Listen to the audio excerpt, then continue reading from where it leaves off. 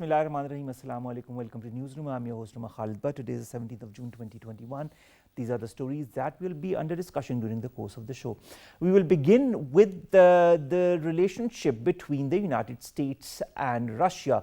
We know that both the leaders from the United States and Russia did meet very recently, but as per the reports that have emanated post their meeting, nothing concrete has come out of it. In fact, the ambiance seemed more or less very cold. What does this signify? Does that mean that the new Cold War is about to begin between the United States of America and Russia, or does that mean that both countries do want to work out on the thorny issues that are present amongst the two countries? This is going to be our leading segment of the day.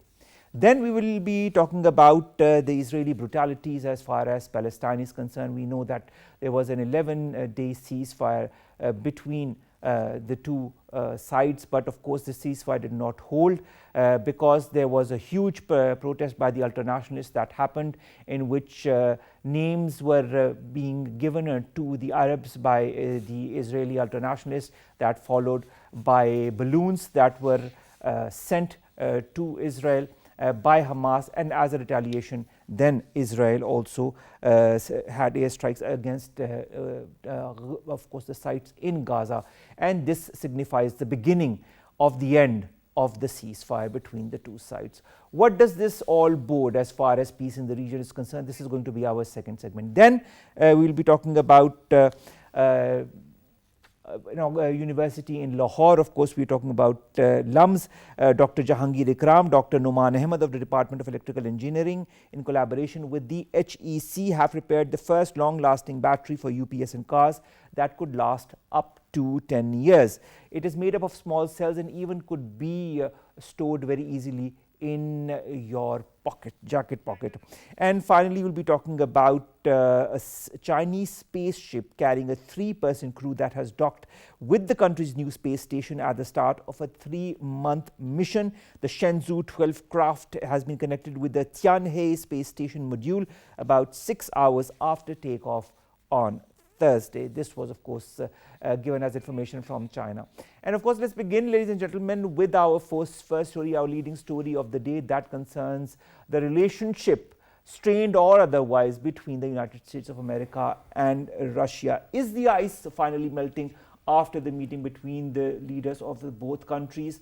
To talk about that, we've been joined by Mohammad Imran Ashraf. He is a professor at the NDU and also a foreign affairs expert. Thank you very much, Professor Saab, to have joined us for this very important discussion, because there seems to be a lot of different angle or sides to it that need to be deciphered in order to properly understand the current state of relationship between the United States and Russia. What do you make of it? Thank you very much, Shumar. Actually, it is important to understand first that the summit wasn't meant for great breakthroughs. But it was meant for an ice melting. Yes, exactly. But the good thing is that the two presidents, they met, and in multiplex world order, whenever the states, the heads of the states, they meet, it's good that the middle range powers and the smaller powers, they gain out of it. So it's good to meet, and the important component is that they agreed on that we are to sit again to get together to have some certain issues on table to negotiate in order to move on. Right. They are agreed at least to have some principles to move on. So it's good. Well, let's talk a little bit about the positive side first, because they have both of them have decided to bring back their ambassadors to their respective countries. And of course, we know that the United States as well as Russia had brought back their ambassadors from each other's countries, and now these ambassadors will be returning to these countries. As far as negotiations between the two sides are concerned, there are many thorny issues between Russia and the United States of America, whether it be cybersecurity, whether it be Alexei Navalny, whether it be the other issues that of course plague both countries, or the tensions between the two countries. Do you feel this is a good beginning, this meeting that was held between the two leaders? Exactly. I will look into that. Yes, there are some certain issues. For example, you talked on that there is an INF treaty, new START treaty. There is another issue of the cyber security. Normally, the US is alleged having been like this involved in the cyber attacks throughout the world. Like recently, if we see, yes, the Compromat operation, the disinformation operation they carried out by the Russia allegedly, like the United States alleged them. Similarly, the Russian, in fact, the opposition leader is in jail, Alexei, exactly. Similarly, the two Americans, they are in US, Russian jail.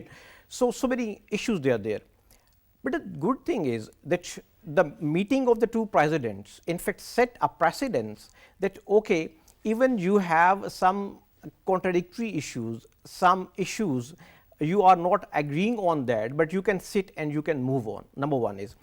Second is that its emphasis on mainly importance and the role of the leadership. That whenever the leadership they sit together, when the leadership of the important countries in particular they sit together, they have some room to make some opportunities, or in other words to convert threats into opportunities. So this is very important meeting in my viewpoint. Now let's come to the question marks that have emanated post this meeting. First of all, let's talk about the Russian leader who said after the meeting that the meeting that was supposed to be held for about 3 to 4 hours was held for a much shorter period of time. Does that signify that although there is a beginning of discussion, that the discussion was not thorough enough or deep enough or candid enough between the two leaders? Agreeing to you, I will try to give an academic lens into it. I am looking through a different angle and obviously would be analyzing that this meeting was a beautiful amalgamation of the mixture of the trust withdrawal and the trust deposit.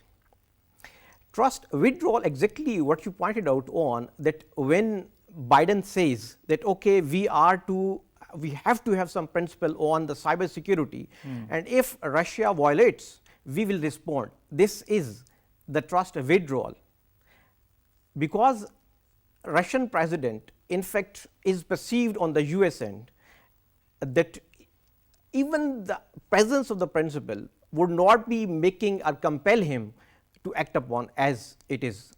The second very important point is that a trust deposit is, in my viewpoint, that when Obama in fact says in the case of the Ukraine, when Russia invaded and the Crimea adventure happens, that okay, this is the major power. But right now when Biden sits with Putin, Biden says we are the two great powers. We have to have a posture. We have to lead the world. So that's why this is again a very good point, that at least as you said, the melting of ice. Yes, but no joint news conference. Exactly. Yes, I agree. Why so? Why was that? I agree. The reason was that I will respond you in a sense that the trust withdrawal, that what was discussing between the two leaders, most of the part was disagreed. All right. So that's why they were afraid that whenever we together we upfront we faced the cameras and we faced the question of the reporters, it might be possible that some uneven happenings would be expected from the. Now let's talk about the nuclear treaty START that is currently present but expires in 2026 between the two countries, and they both have decided, this was of course said officially, to restart negotiations on nuclear talks to replace the current program, that is the START program between the two countries. I mean, this is one positive aspect of things that have come out of this discussion. Do you feel nuclear technology or nuclear cooperation is a good enough start?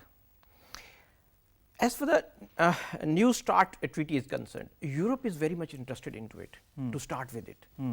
Now it is going to be expired after the extension in 2021. Now it will be expired in February 2026. Now the Europe is very much interested. Why? Because already the INF treaty between the two countries, the US and Russia, is suspended during the Trump era. Of course, that happened because of Crimea. And true, exactly. Now the problem is that the INF treaty was the only treaty that in fact saved that prevented the nuclear attack from the Russian side on the Eastern Europe, on the Europeans. So, that is why Europe is very much interested into it. So, it is a good start, because Europe as well would be on board with that Biden. So, that is why it is good. What about cybersecurity, the allegations that the US has placed on Russia, not since now, but since quite some time? In my point, it is very difficult for the Putin to agree on the cyber security on the conditions of the US, because this is the strength, the cyber operations, the disinformation operations is the strength of the Russian side. But Putin has denied the US allegations as far as the breach of cyber security is concerned. Exactly, I agree with you. I agree with you. But I'm talking about the Russian president, that he wouldn't be. It is not easy to convince on this issue, because this is the strength of the US foreign policy, particularly when we take into account the new look of policy of the US or 2009. So onward, from 2009 to onward, this is a tool in the hand of the Russia. So that is why it would be difficult. It would be difficult, very difficult for the United States to convince Russia on it. All right. You talked about trust issues between the US and Russia. When a reporter asked Biden if Putin could be trusted after their meeting together, he just nodded, and then the White House sent out a tweet that insisted that the president was clearly not responding to any question, but nodding in acknowledgement to the press generally, but not answering a question. What does that signify as well? Sometime is that part of diplomacy? Is that part of a kind of not answering the question directly, but giving an indication of some sort? Gesture is has a complete sense, and it's a complete language in the foreign policy.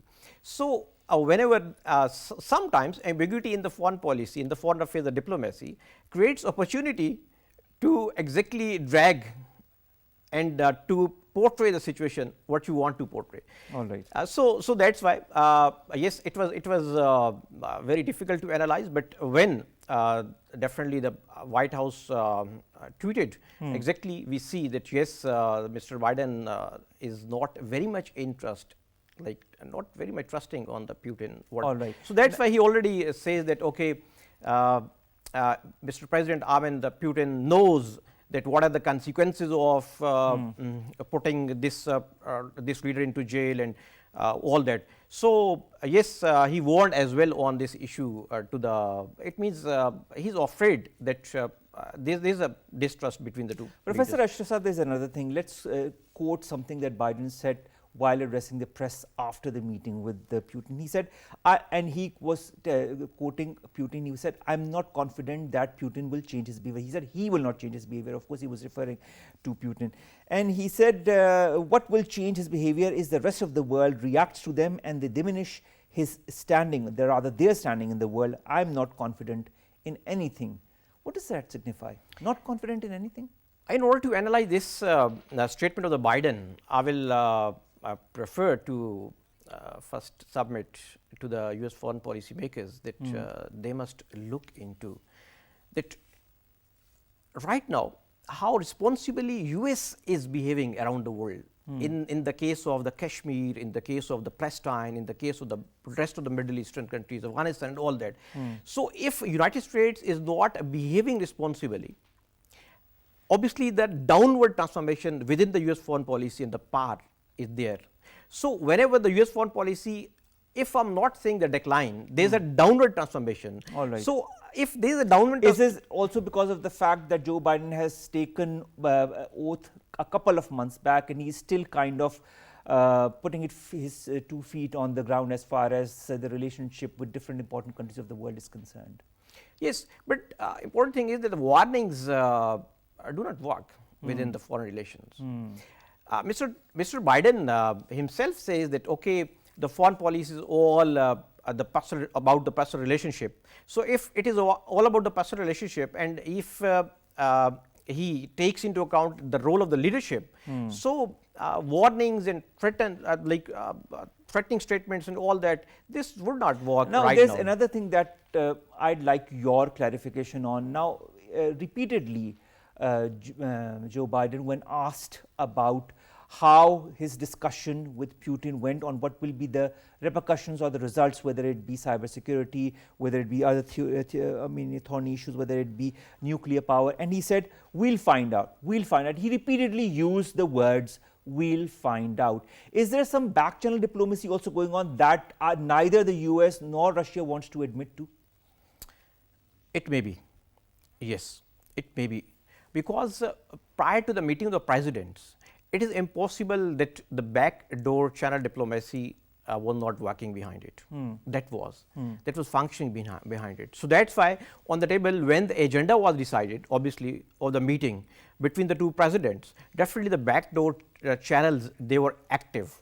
But it's again, it's very good. It's very important that the two leaders, they were there, and they in fact determined to continue move on to even then negotiate on whatever the case is, whatever the case of the cyber security is, whatever the case is of the two Americans they are in the prison, whatever the case is like the nuclear arms treaty and all that. So they are ready to move on. It's good.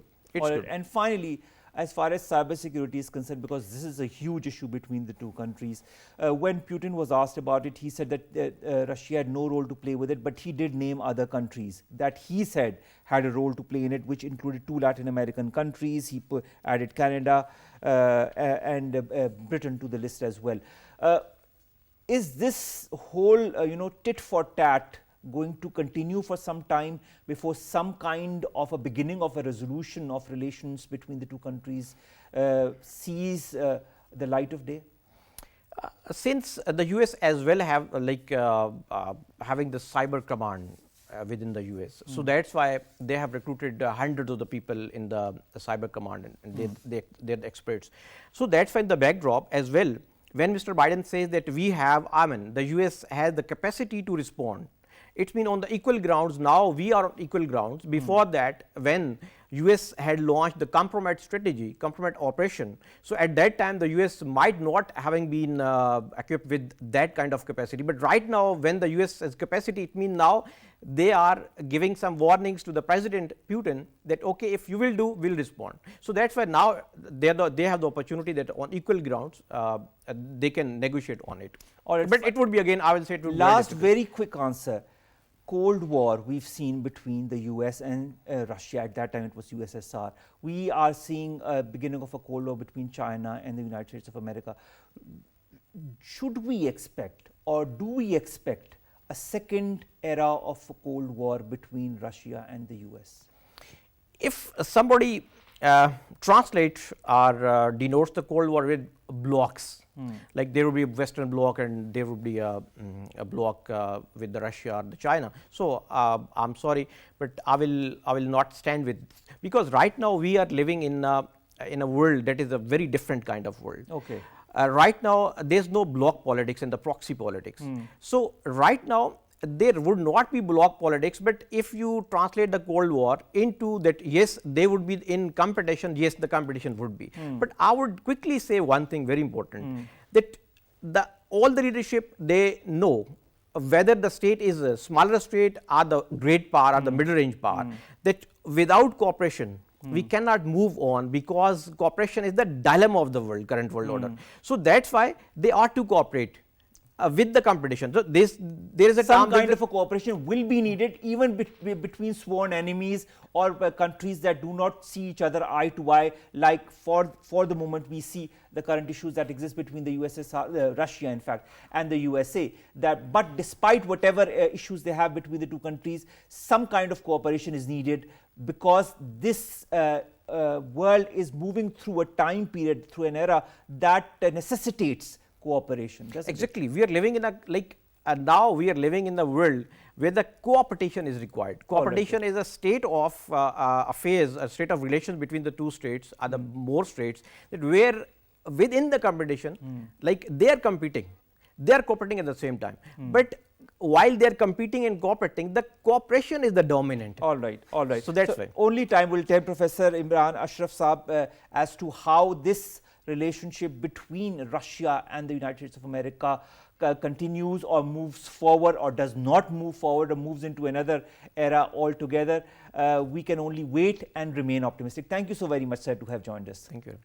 Ladies and gentlemen, after this very interesting discussion on the relationship or the gamut of relationship between the United States of America and Russia, let's go towards Palestine and Israel. And as you know, that Israel has again targeted Hamas with airstrikes after a certain number of days of ceasefire between the two factions. More in the following report. The beleaguered, war-ravaged Gaza Strip was pounded with merciless Israeli airstrikes against the backdrop of new government taking charge in Tel Aviv. Israeli raids come 2 days after a new coalition government, headed by right-wing nationalist Naftali Bennett, took power on Sunday, ending Benjamin Netanyahu's 12-year run as prime minister. Israeli far-right nationalists took part in a flag-waving march through occupied East Jerusalem on Tuesday that risked reigniting tensions with Palestinians and posed an early challenge for Israel's fragile government. The March of the Flags marks the anniversary of Israel's 1967 occupation of the city's eastern part and came as tensions remain high over Israel's planned forced displacement of Palestinian families from the neighborhood of Sheikh Jarrah. At least 17 Palestinians were arrested by Israeli forces and dozens more were assaulted and forcibly removed from the Damascus Gate Plaza leading to the Old City. The delicate thread of coexistence was destroyed by a provocative march of scores of Jewish supremacists chanting "Death to Arabs" in streets of East Jerusalem. As Hamas pleaded to resist the parade, Palestinians in Gaza responded by launching incendiary balloons that caused at least 10 fires in southern Israel. Israel categorized the launch of incendiary balloons as terror attack and launched relentless airstrikes on besieged Gaza Strip. This fresh round of hostilities has not only endangered the truce with Hamas after 11 days of bombardment of Gaza in May, but also fears of new, more vigorous hostilities continue. In May, Israeli air raids in Gaza killed at least 256 Palestinians, including 66 children, while rockets launched by Palestinian groups killed at least 12 people, including 2 children. The escalation ended after 11 days with an internationally brokered ceasefire. Now, we knew that this truce, this ceasefire between Israel and Hamas would not last for long if after 11 days of deadly fighting, especially targeting the Palestinians from the Israeli side, there was a certain ceasefire, there was a certain truce, but of course it didn't last for long. To talk about the current state of relationship between Israel and the Palestinians, Israel and Hamas, what seems to be the way forward? What is the future as far as these two factions are concerned? And should we look forward to peace or more hostility in the region? We've been joined by Abu Bakr Yunus. He's a journalist on Middle Eastern affairs. Abu Bakr Yunus, thank you very much to have joined us. Abu Bakr Yunus, it did not last that long, this truce or this ceasefire between these two factions. And of course, it all started by this protest by the ultra-nationalists. Now, do you feel that this protest by the ultra-nationalists was something that was preempted, or that was something that the Israelis did deliberately because they did not want this truce to be held for a longer period of time? What was going on? Well, see, the truce actually, it is not a truce between two armies. It's a truce between the occupiers and the real owner of the land, which is the Palestinians and the Muslims of Palestine. So it is not a normal truce. It's not like between two armies. We have to understand this and take it in our consideration. Now, if there is nothing actually, there is no more reason we need as a Palestinian to fight them, to push them to go out from our country.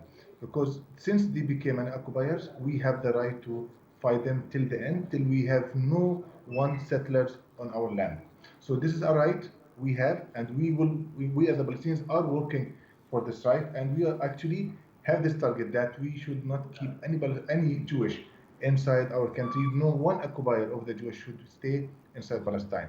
Now, what they are doing from their side, yes, they actually try always to show us as a Palestinian as we are the bad people, we are the terrorists, we are killing them, which is actually totally not true. They are the occupiers.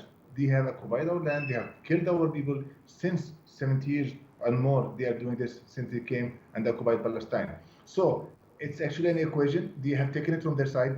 The media, the international community, are supporting them, which is actually totally wrong. We should But understand, Abu and Bakr, we I'd actually like to ask you a very candid answer. Why is most of the world staying quiet on this decades-long issue? okay. Have this war did anything to Palestinians before? No. Yes, they are staying quiet because actually they are somehow supporting them. They think that those Jewish settlers in Palestine, they are the sons of Israel, the sons of the prophet Yaqub, actually, who came, and actually they are affiliated to him. They think that they are holy people, which is actually totally true, totally false. They are not Israelis. Actually, they are Jewish. We as Muslims, we understand that those Jewish, since the days of the Prophet, they tried to kill the Prophet, and they actually, in our Quran, system that they are the killers of the Prophet. And they never accept Islam, and they always want to kill Muslims. And this occupation, why actually those Jewish came to Palestine? Because they say that we actually are affiliated to Israel, which is the Prophet Yaqub alayhi salam, and since then we have the right in this land, which is actually totally false. They don't have right in this land. Actually, this land was and always will be a land of Muslims and the land of Palestinians. So they have no right to be, an occupiers, to acquire even one piece of land inside Palestine. Unfortunately, most of those international community and most of the world think that, oh, they are actually the real sons and the grandsons of Yaqub, of Israel. So that's why, since they are the sons of a prophet, we have to support them, not to support Palestinians. This concept, this fake equation, which actually made by those Jewish, actually make them, like being accepted, and most of the world actually quiet because of this. We know that this is totally false. We understand that this is not happening. We understand that those Jewish have no right and they have nothing to do with But Abu Israel. Bakr, what And we now? know I mean, that, yeah. what now? The airstrikes have begun again against Hamas. We know that the ultra-nationalists on Tuesday, when they went on a protest, they called. Uh,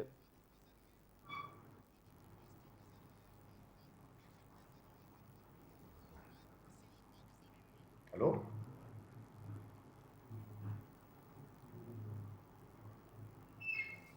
just yes. All right, Abu Bakr.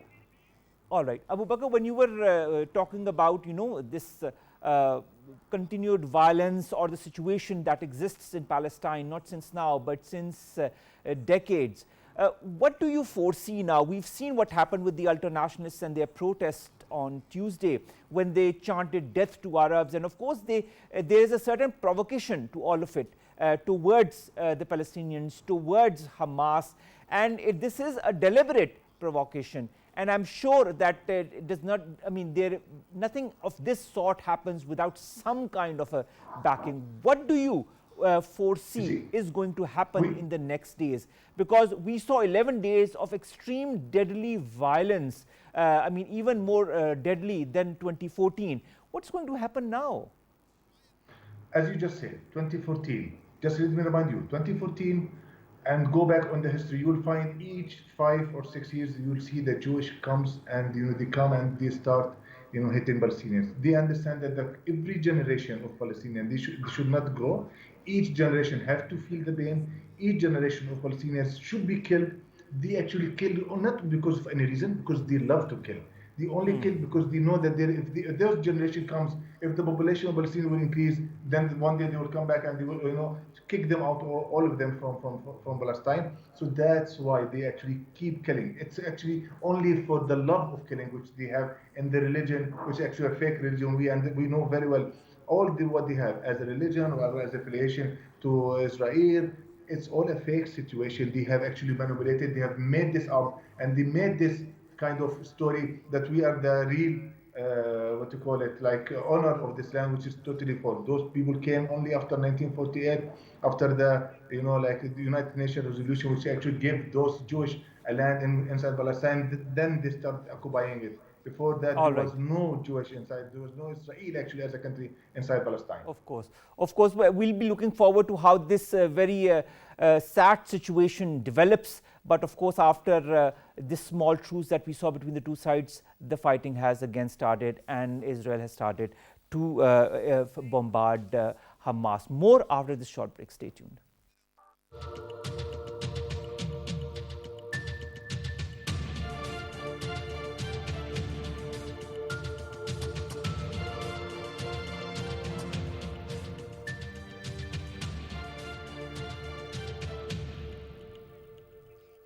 And finally, a brief look at the space exploration of China. State media says a Chinese spaceship carrying a 3-person crew has now docked with the country's new space station at the start of the 3-month mission. The Shenzhou 12 craft connected with the Tianhe space station module about 6 hours after takeoff on Thursday. The crew will carry out experiments, test equipment, conduct maintenance and prepare the station for receiving 2 lab modules next year. The mission brings to 14 the number of astronauts China has launched into space since 2003. Now, of course, China's space program is becoming stronger and stronger with each passing day. We will be updating you as much as and as soon as we get more information on that. With that, we come to an end of today's newsroom. We'll see you inshallah tomorrow with news stories that matter to you and to us. Till then, stay safe, get yourself vaccinated. Allah Hafiz.